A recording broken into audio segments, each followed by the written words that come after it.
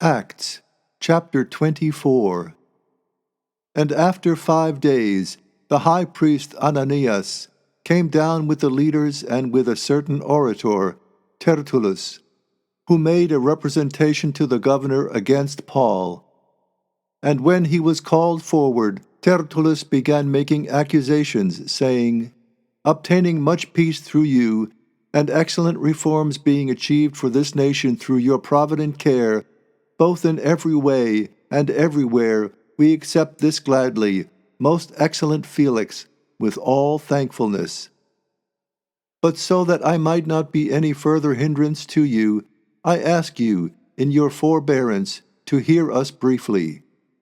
For we have found this man a pestilence, and stirring up a sedition among all the Judahites throughout the habitable world, and a ringleader of the sect of the Nazarenes, who has attempted to pollute the temple as well, and whom we seized, from whom, having made examination concerning all these things, you yourself will be able to know fully what things we accuse him of." And the Judahites also joined in, affirming these things to hold up so. And Paul answered, the governor having made a signal for him to speak, "My understanding from many years of your having been a judge to this nation, cheerfully of the things concerning myself do I speak in my defense, you being able to know that there are no more than 12 days for me since my going to worship in Jerusalem.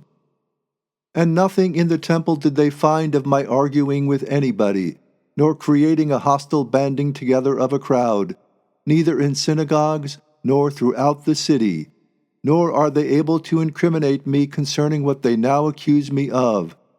But I profess this to you, that in keeping with the path that they call a sect, so do I serve the patriarchal God, believing all things written throughout the law by the prophets, and having a hope in God, which they themselves also accept, there being about to be a resurrection of the dead, both of righteous and unrighteous.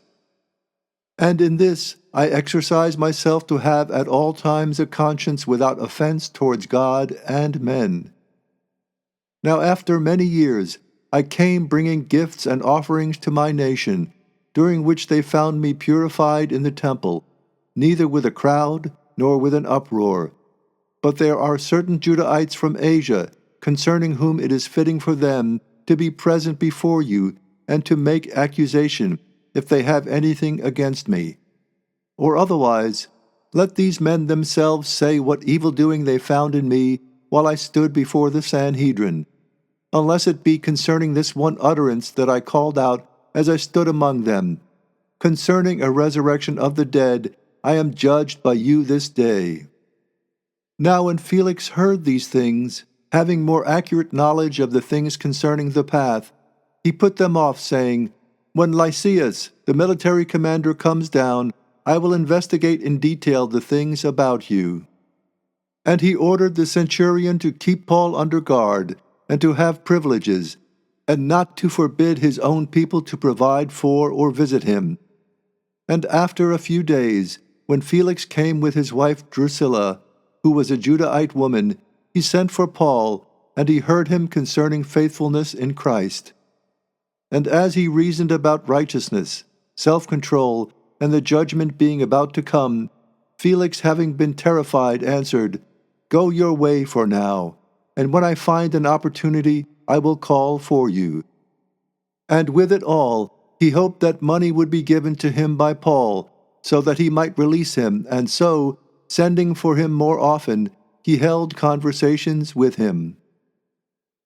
But when 2 years had been fulfilled, Porcius Festus succeeded Felix, and Felix, wanting to lay up favors for himself with the Judahites, left Paul shackled.